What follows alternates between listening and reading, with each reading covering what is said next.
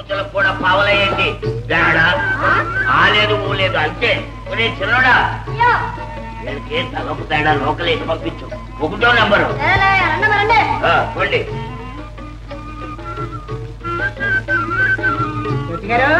ఎట్లా మోపు 10 రూపాయలు కొన్నా వెళ్ళిపోయి ఆ పిల్ల రాబించి తీసుకోండి. సరే ఆరికి మా నౌకర్ని పంపిస్తాను, అన్ని వేసి పంపించండి. అలాగే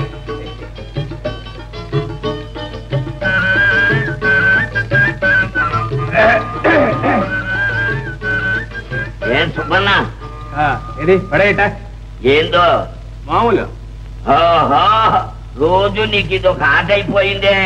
మామూలు అంట మామూలు. వెనక జన్మలో నీకేమన్నా రుణపడి ఉండాలా అంట. ఉండొచ్చు. పోవైపా తెలుసా మన సంగతి? ఏం చేస్తావేంటి? తలగొట్టు మొలస్తావా? కొట్టు గిట్టు పీకి సుబ్బన్న చంపేస్తుంటాడు. సుబ్బన్న అన్యాయం. సుబ్బన్న అన్యాయం. ఏ తేరగా మోపు 2 అణాలకి ఎంచుకుని 10 రూపాయలు అడ్డానికి అమ్ముకున్నావే, అది అన్యాయం కాదు. అడ్డం వచ్చావంటే మక్కలు ఎరగనంతా. అది కాదు లక్ష్మి, బొర్రైసెట్టి చూడమ్మ లక్ష్మి. సుబ్బన్న ఆగడంగా చెల్లమ్మ మామూలు అడిగితే నోటుకొచ్చినట్టు అంటున్నాడు. అంటే మరి ఎందుకు ఇవ్వాలి నీకు రోజు మామూలు? ఇస్తే సత్తాడింది, అన్యాయంగా సంపాదించిన సొమ్మేగా. అతను అన్యాయంగానే సంపాదిస్తున్నాడు అనుకో, నువ్వు అడగడం న్యాయమేనా? అడుగమ్మా, అత్త అడుగు. నోట్లో గడ్డి పెట్టి మరి ఉండవయ్యా బొర్రయ్యా. అడుగో మోపు, ఆ వచ్చే డబ్బులకు దీవి 10 రూపాయలు లెక్కన.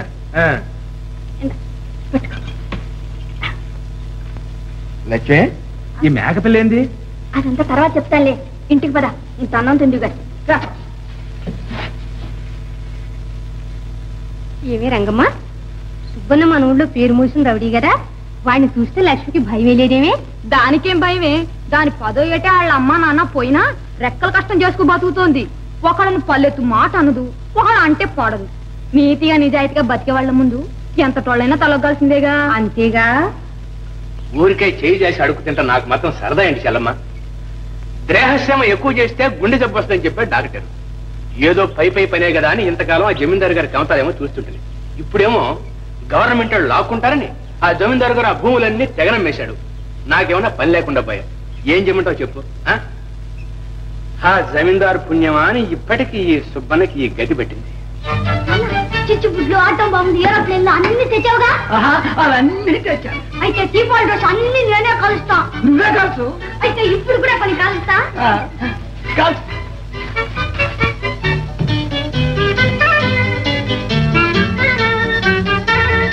ఏమండి, పట్నం వదిలి రాబుచ్చి కాలేదా?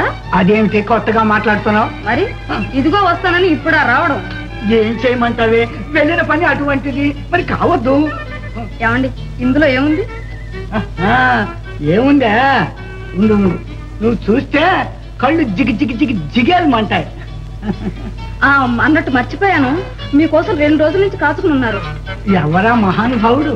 మీ మేనత్త కొడుకట. వీరభద్రుడా, గొప్ప ముంచాలే. ఏమిటండి? ఏం పని చేశావే? వాడిని ఇంట్లో ఎందుకు ఉండనిచ్చావే? నేను ఇప్పట్లో రానని చెప్పలేకపోయినావా? చెప్పాను, వింటేనా? మీకంటే మొండి కట్టంలో ఉన్నాడు. హలో బాబా. ఓ వీరభద్రమా,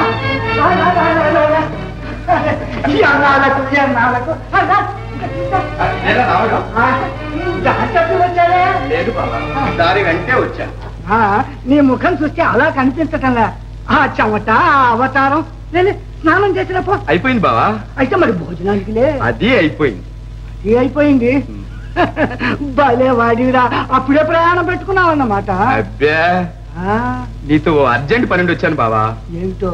పీకల మీదకి వచ్చింది, అర్జెంట్ గా ఓ 10,000 రూపాయలు కావాలి. 10,000? ఏమండి? ఏం లేదు, కాసిన మంచినీళ్ళు తీసుకురా.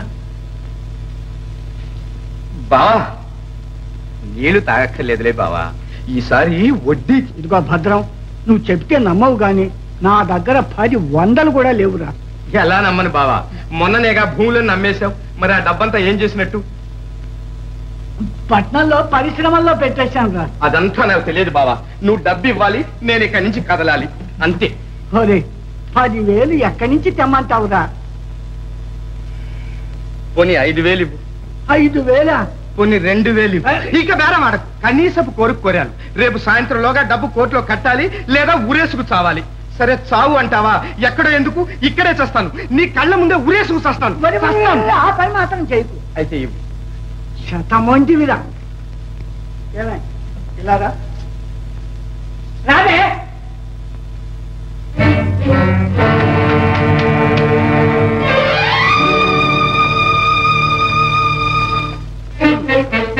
ఈ తాళాలు అక్కడ తగలే.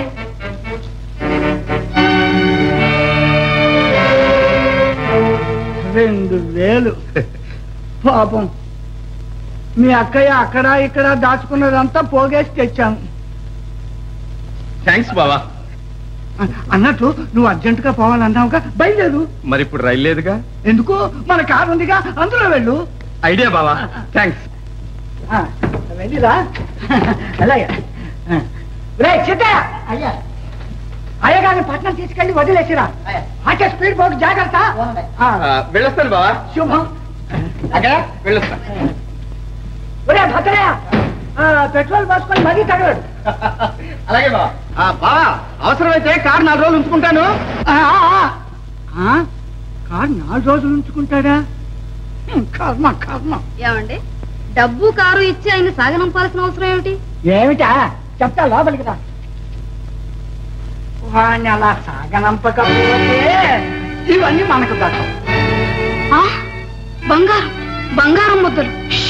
మెల్లిగా మాట్లాడు, గోడలకు చెవులుంటాయి. మనకే మతులుండవు. ఏమిటే నువ్వు అనేది? లేకపోతే ఏమిటండి, బంగారం లాంటి పువ్వులు అమ్మి ఇదే మీరు చేసింది? అవునే, మట్టి అమ్మి బంగారం చేశాను. పలుగు పలుగు. పలుకుతూనే ఉన్నా. పలకటంగా అదే పలుగు. గడ్డ పలుగా ఎందుకు? ఎందుకేమిటి, ఇంత బంగారం ఈనపెట్లో కూడా దాచకూడదు. వెళ్ళి పట్రా.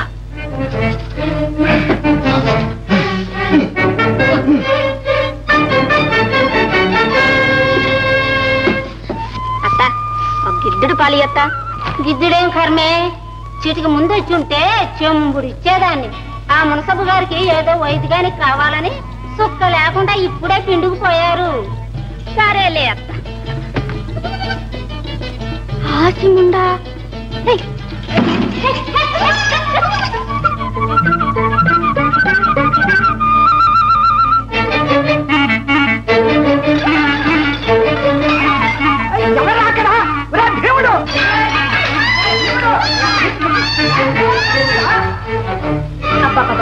ఎంత ఎవరిది ఎవరిది మేకపిల్ల? వాళ్ళ అమ్మదయ్య గారు. మీ అమ్మమ్మదేం కాదు. ఇదేం బంగ్లా అనుకున్నావా, నీ గుడిసె అనుకున్నావా? మేకల్ని పందుల్ని తోడటానికి. మేకపిల్లకేం తెలుస్తుంది బాబు, మేళ్ళు గుడిసెలు తేడా తెలియదే. ఒక్కసారి కాళ్ళు విరగొట్టేసరి తెలుస్తుంది. అప్పుడు మాత్రం ఎలా తెలుస్తుంది బాబు? నిన్నగాక మొన్న పుట్టిన పిల్ల. ఈ వయసులో మనుషులకే తెలియదే తప్పు ఒప్పు. ఎవరివే నువ్వు? ఎదిరించి మాట్లాడుతున్నావే? ఒరే భీముడు, అయ్యా ఈ మేకపిల్ల నాకు పోయి కట్టాయి. ఎందుకులే బాబు, తల్లి లేని పిల్ల. పాపం లేదు పుణ్యం లేదు. తల్లి లేని పిల్ల అయితే నీకు ముద్దు, మాకే ముద్దు. అదేంటండి బాబు, మన చిన్నబాబు గారే పగలగొట్టారనుకోండి, అప్పుడు చేస్తారు. ఎంత పొగరే నీకు! మా చిన్నబాబుని నీ మేక పిల్లతో పోలుస్తావా? కాలుస్తాను నిన్ను, నీ మేక పిల్లను కూడా కాల్చేస్తాను. ఒరే భీముడు, అయ్యా దీన్ని పోనివ్వక. నువ్వు వెళ్ళమ్మా, ఆయన అనంత పని చేస్తారు. వెళ్ళు. అలాగేమ్మా.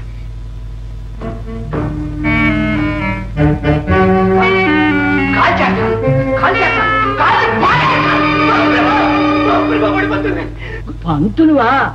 అదెక్కడా పారిపోయింది? లేకపోతే కాల్ చేసేవాడిని.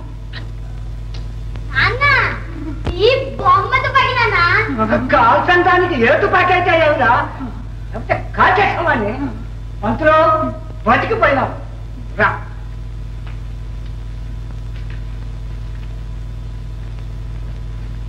పంతులు గాబరా పడక పంతులు. ఇక మీద మా అబ్బాయికి నీ ట్యూషన్ అక్కర్లేదు. మేమంతా పట్నం వెళ్ళిపోతున్నాం. అక్కడే ఏదో ట్యూషన్ చెప్పించి హై స్కూల్లో చేర్పిస్తాం. ఏమన్నా అమ్మా, పంతులు గారికి పలహారం పెట్టింది. రండి పంతులు. పాపం పంతులు వచ్చి పిరికి. చాలా ధైర్యం.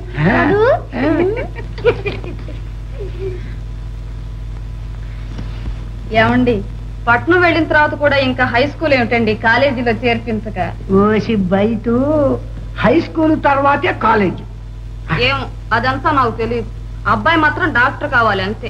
డాక్టరా? వీల్లేదు. తప్పకుండా బాబుని డాక్టరే చదివిస్తాను. తప్పకుండా నా చేతిలో చేరిని ప్రమాణికంగానమ్మా ఎన్ని కష్టాలు పడైనా సరే బాబుని తప్పకుండా డాక్టర్ చదివిస్తాను.